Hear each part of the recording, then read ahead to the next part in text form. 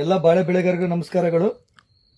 ಇಲ್ಲಿ ನಾವು ಇವತ್ತು ಕಡ್ಗೊಳದಲ್ಲಿ ಶಮ್ಮಣ್ಣವ್ರ ತೋಟದಲ್ಲಿದೆ ಸ್ನೇಹಿತರೆ. ಇವರು ನೆಲಕ್ಕೆ ನಮ್ಮ ಡೆವಲಪರ್ ಪ್ರಾಡಕ್ಟ್ ಅನ್ನು ಉಪಯೋಗಿಸಿದ್ದಾರೆ. ಸರ್, ಡೆವಲಪರ್ ಉಪಯೋಗಿಸಿದ ಮೇಲೆ ನಿಮ್ ನೆಲ ಏನು ಅನಿಸ್ತಾ ಇದೆ ಸರ್? ಇದು ಸರ್ ಪೂರ ಎರೆಹುಳ ಆಡ್ತೈತೆ ಸರ್. ಅದ ಇದೆಲ್ಲ ಎರೆಹುಳ ಆಡಿರೋ ಸರ್, ಎರೆಹುಳ ಆಡಿದ್ದ ಸರ್. ಈ ಭೂಮಿ ಫಸ್ಟ್ ಹೇಗಿತ್ತು ಸರ್? ಇದು ಬಾಳ ಎಟ್ಟಿ ಸರ್, ಬಾಳ ಎಟ್ಟಿದ್ರೆ ಗಟ್ಟಿ ನೆಲ, ಏನು ಬರಲ್ಲ ಅಂತಿದ್ರು. ಹೌದಾನೆ? ಇವತ್ತು ಆರ್ಟಿಕಲ್ಚರ್ ಡಿಪಾರ್ಟ್ಮೆಂಟ್ ಕೊಟ್ಟರು ಕೂಡ ಇದ್ರಲ್ಲಿ ಏನು ಬೆಳೆಯಕ್ ಬರಲ್ಲ ಅಂತ ಸರ್. ಕರೆಕ್ಟಾ? ಇವತ್ತು ನೋಡ್ಬೋದು ಸ್ನೇಹಿತರೆ, ಇವತ್ತು ಈ ಮಣ್ಣು ಬಂಗಾರ ಆಗಿದೆ.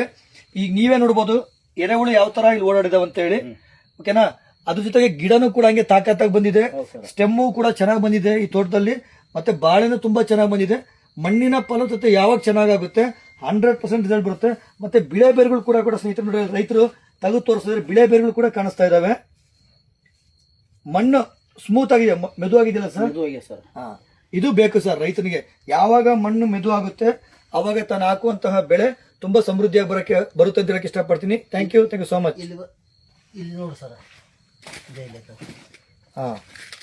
ನೋಡ್ಬೋದು ಬಿಳೆದು ನೋಡ್ರಿ, ವೈಟ್ ರೂಟ್ಸ್ಗಳು ಯಾವ ತರ ಅಲ್ಲಲ್ಲೇ ಕಾಣ್ತಾ ಇದೆ ಅಂತ.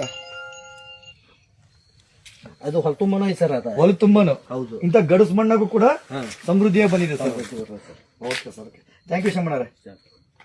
ಅಲ್ಲನ್ನ ಹಾಕಿಡ ನೋಡಿ.